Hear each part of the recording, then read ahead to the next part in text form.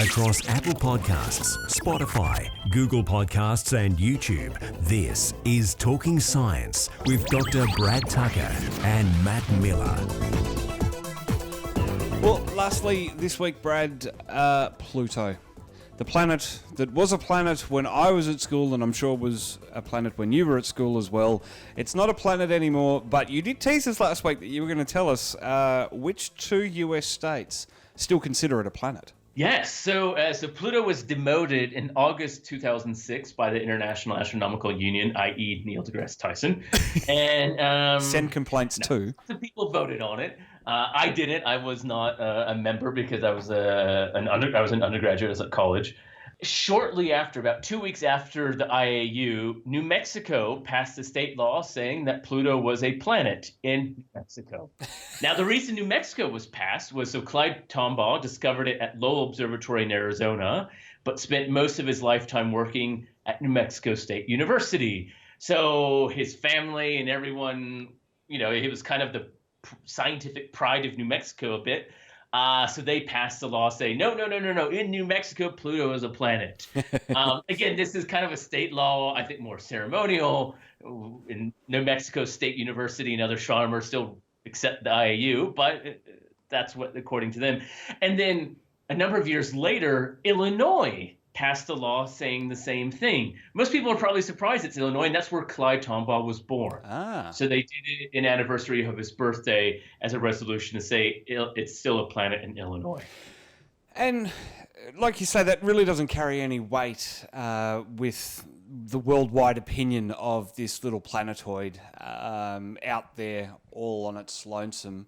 But it is a nice symbolic gesture, as you say, for the astronomer who discovered. It is, and it just shows how kind of infatuated people are with Pluto, because it is something that it was discovered 90 years ago. People remember it being announced and discovered. This is something in our collective recent history. And then it also means only two planets have actually ever been discovered, Uranus and Neptune, right? Mercury, Venus, Earth, Mars, Jupiter, and Saturn have all been visible by things on this planet for forever. It was only Uranus and Neptune that actually required someone to go out and discover it. And Neptune was actually discovered because they saw mathematical deviations in the orbit of Uranus, and someone predicted that Neptune should exist, and they went out and found it. And that's actually what started the search for Pluto, or Planet X, which is why Percival Lowell built the Lowell Observatory in the 1900s, was to find this Planet X, because people calculated the orbit of Neptune and said, oh, no, there's actually something on the outside of there. There mathematically feels like there's something more out there. A search went underway, and they found Pluto, which I think is exciting because that's exactly the same thing going on with the search for Planet 9 now. We have mathematical models and physics that say something's funny was going on with all these other dwarf planets. There's something more out there, and so people are searching for it. So it's kind of an interesting historical thing that there's precedence for using the physics and mathematics of the orbits to actually predict there should be more beyond our solar system, and we're in this new era of doing it. Was the biggest thing with Pluto, the discovery, given that it's smaller than the Earth's moon, these mathematical models saying that there's something funky going on out there, Pluto really couldn't make those kind of waves, really, could it? It could have been if the orbits are perfect, but it was more saying there was more things out there. That's right, and they thought it was a big planet. But as you said, Pluto is smaller than the moon. Pluto's about the size of Australia. It's a bit smaller. It's not very big. It's about 2,100 kilometers across, which means that when you do the total mass of looking at it, that what they're actually predicting was not just Pluto, but the entire Kuiper belt, that there was a more larger body of stuff out there, and Pluto just happened to be the first one. And again, this is the same thing with Planet 9. The models say, it's probably a big dwarf planet, or planet 4 to 10 times the mass of the Earth, a bit smaller Neptune, what we call super Earth. But it also could be a few smaller things and more smaller things out there, which is just as possible.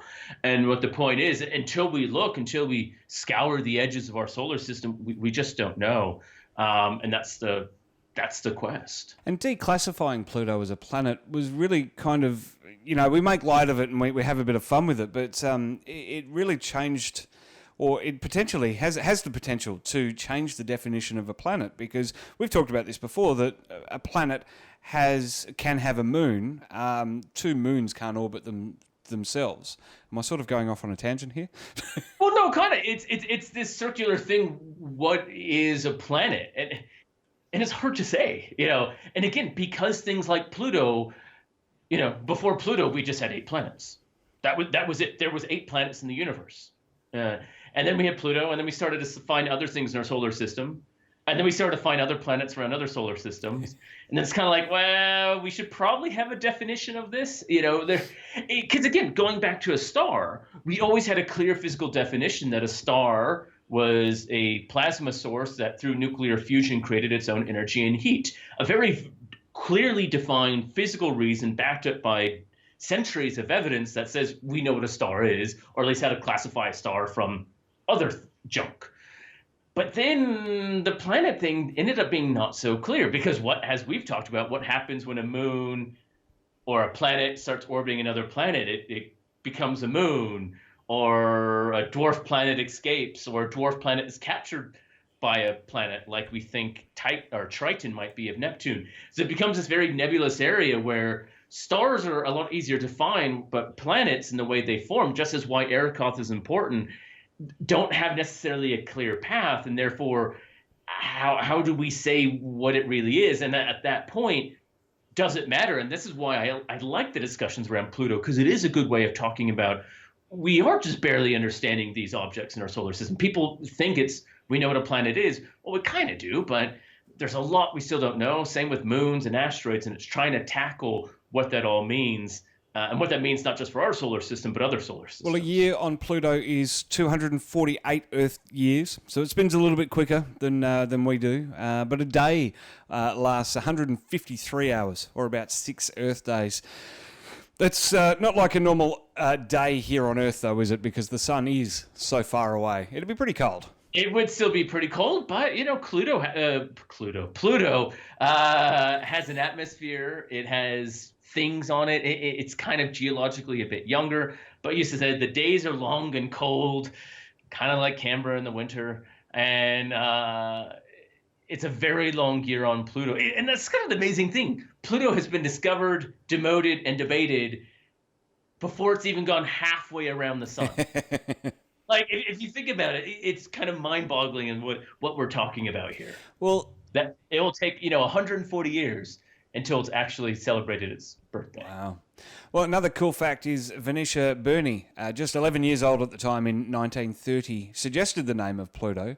And I love how that really has continued on to today, that people can suggest names, and it's not just coming up with the astronomical designation. That's right. Yeah, she suggested it to her grandfather, and it was the Roman god of the underworld.